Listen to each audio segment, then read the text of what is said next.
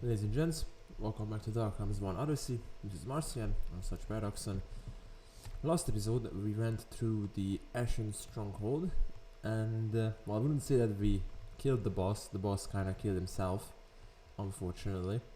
So that was not very fun, but we got the crystal from it, so yeah, sorry.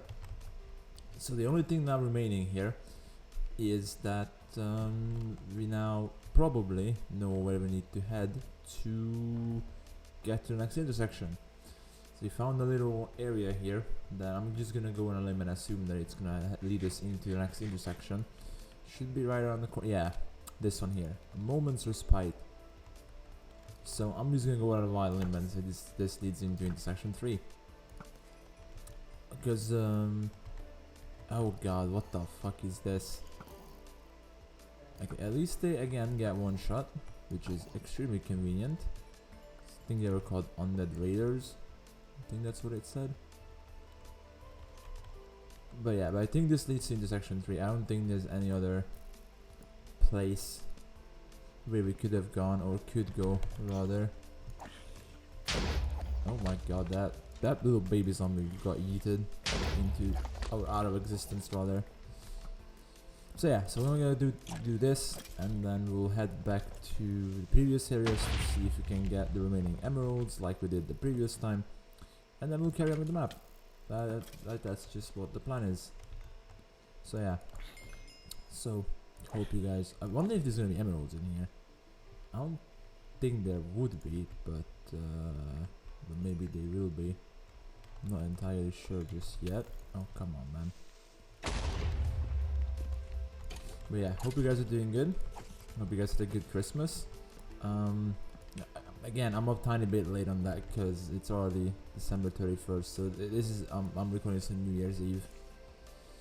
But I do hope you guys have a good Christmas and a good holiday in general. Mine was phenomenal, to be fair. Had a lot of good times with my parents back at home. Ate a lot as well, which is probably the most important bit out of any holiday. I don't think I have consumed this much food this entire year that I have just during those couple of days of Christmas, to be honest. Which is good because I do want to put on some weight, to be fair, but for that I need to consistently eat more than what I do right now. But that's besides the point, and that's a different story for a different day. I also do give me a second because my nose is running. Yeah, right, much better. So I do have a couple of things I want to talk about. First of all, I got 2 stories / anecdotes from over the Christmas time. One of them is actually more recent because they happened after I got back home to my own place after the whole Christmas shibako went down. Also, do we have to like go down here? Yeah, I'm gonna make a wild guess that we probably need to yeet ourselves down into one of these little holes. Yeah, it seems like that's the case. Well, which hole do I take? I'll take this one. Ouch. Not really how I wanted to take that hole, but it works. Oh, come on. Stay back, fall creature. There. So yeah, I've seen a lot of nonsensical shit over this whole COVID thing with people and their makeshift masks, right? But after I got back from my parents, I was like, you know what? Oh, that sword would probably hurt if I got hit by that, so let's not do that in the future. After I got back, I went to the local grocery store, to Lidl, in order to buy some stuff. And I was like standing in the queue, right, just before the cashier, and I was like, there was like a kid and his father in front of me, and I was like, something does not seem right with that kid's mask. And I started looking at it a bit more, like from a bit more closer, but obviously without being weird about like just leaning full on into the kid's face.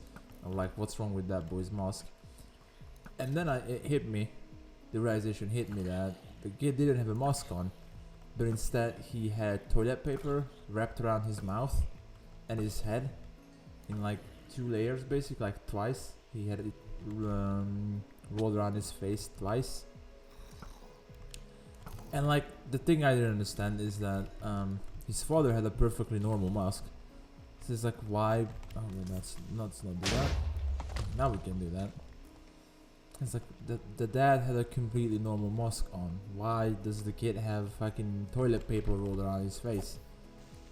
Secondly, there's again obviously I'm pretty sure this is the same with other countries as well, but you're required to wear a mask in basically most places except if you're at home, pretty much.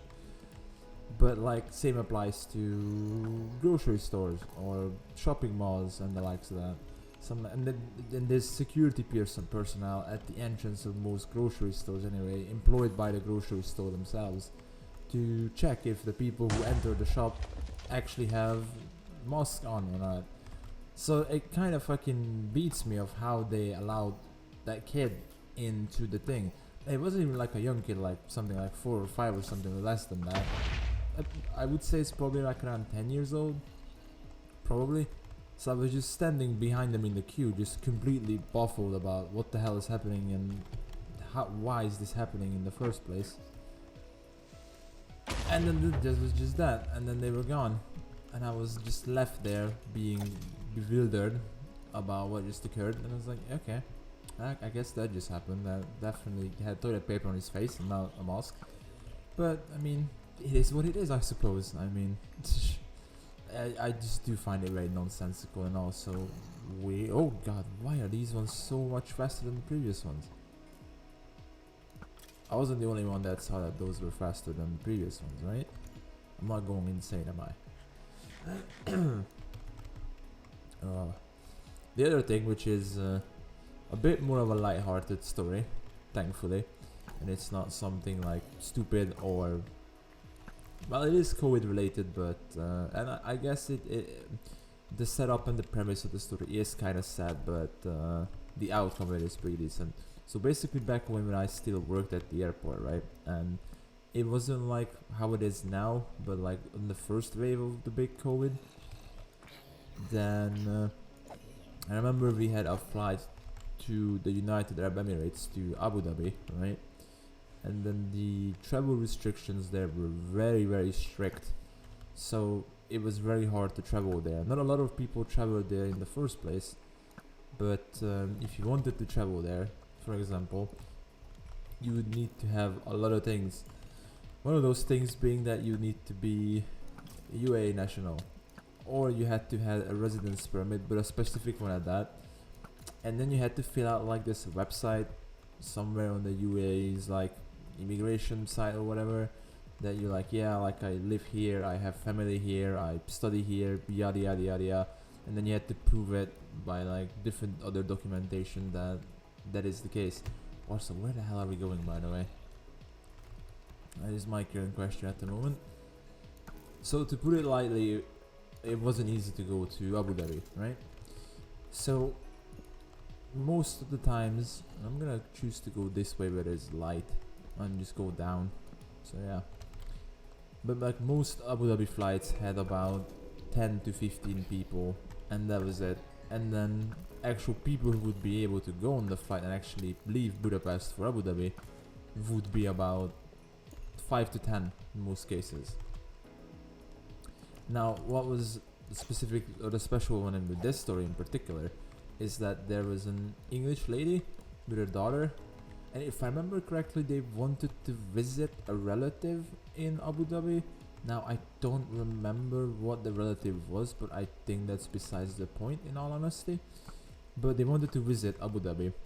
And what was the annoying bit at this time is that Abu Dhabi did not allow tourists to go, right? But a different Arab Emirates did. And a lot of people confused the two of them together, of which one is which and which one you can go and which one you cannot go. So in a lot of cases it was, I remember on the same day when this lady couldn't fly, there was like a Polish couple of like 60 above, I think, who wanted to fly there.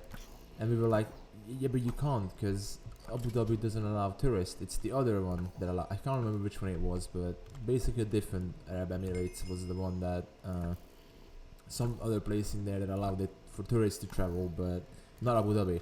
The key point here is that Abu Dhabi did not allow those people to fly in. Only nationals or people with residence permits, right?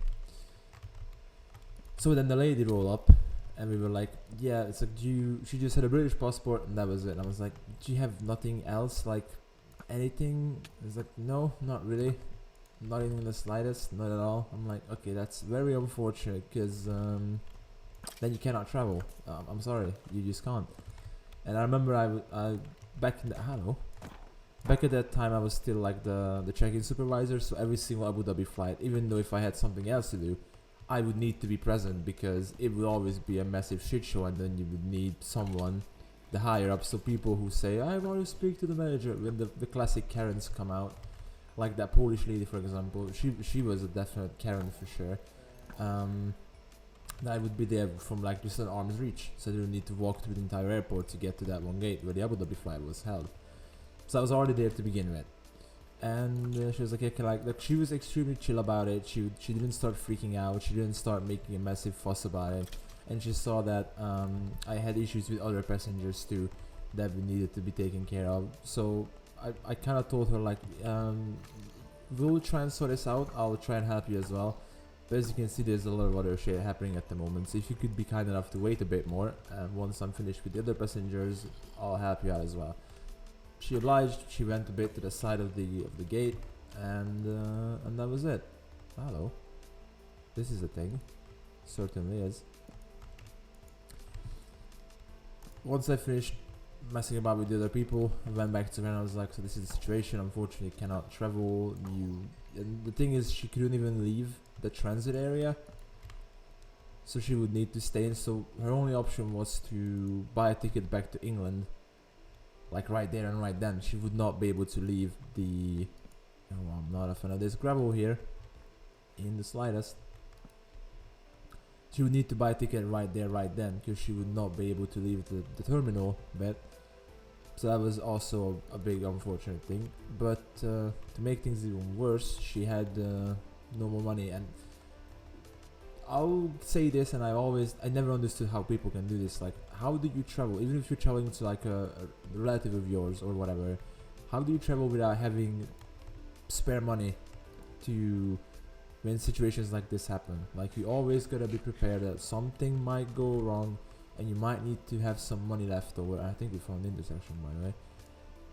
You always need to have some spare cash. If something bad happens, then you can sort it out, and you're not gonna be stranded in a different country. But that's besides the point. This looks very suspicious. Okay, I guess it was nothing. There. Let's unlock the shortcut. Boink.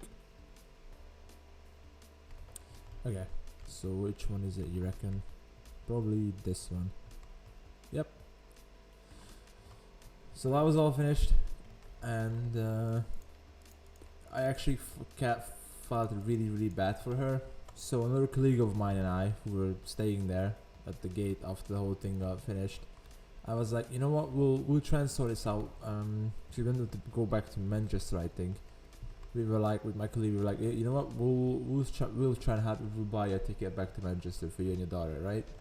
So that's what we did. I like downloaded, I think, the Ryanair app, the Cabin of Truculence. Truculence? I have never heard this word before. Truculence, interesting. We bought a ticket for her. It was all good. My friend, the colleague of mine, worked the other day, so she went outside and then got some, because the flight was going on the next day afterwards. So she went outside, she bought them some fruit from the outside supermarket, and she brought them in for them. It was all good. Basically, the gist of the story is that she found me on Facebook, and then she messaged me after they got back home saying how sweet it was that we have them like that, and how it kind of restored her faith in humanity, so on and so forth. Well, basically, she messaged me on Christmas Eve, wishing me a Merry Christmas, and it was the sweetest thing I've seen this entire year, honestly. Like, it definitely made me tear up a tiny bit, and also made me feel really nice about just humanity in general. So yeah, well, enough of that story. Let's read this. Recommended area order: the Infested Marsh, Citadel of the Deep, Cyan and Purple, and the Shattered Hollow. Okay, so we get a double whammy area here. Interesting. Okay. Now, do you reckon there's like a... It doesn't say there's a bonus emerald here, so I'm gonna assume that there isn't one to begin with. Oh, this looks cool though. I like this. And there's water there. So maybe there might be something down there. I don't know. Okay, well, I guess again on the shorter side of things, unfortunately. And I did have other things to talk about too, cause yeah. So I guess I'll just end it here. Again, on the shorter side of things. But once I do come back, we'll head back to intersection 2, and then we'll try and find the emeralds. So hope you guys have enjoyed. If you have, dropping a like was much appreciated. Other than that though, I'll catch you guys in the next one. Until then, take care. Bye.